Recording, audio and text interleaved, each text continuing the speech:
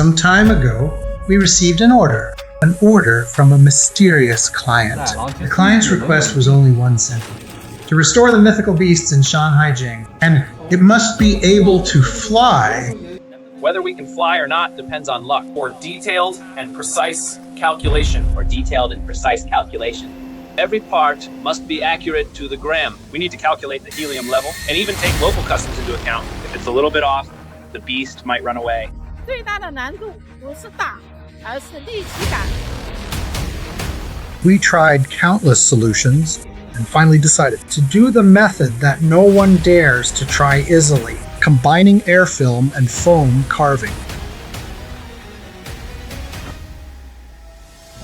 Many people ask why it's so expensive.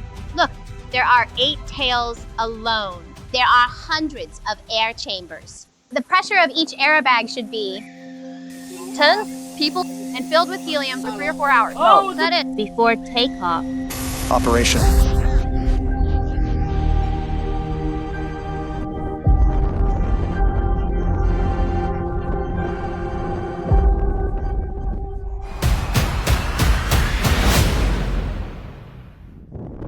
When he really took off, all the calculations and swept all became reality. Overlaps with reality and myth.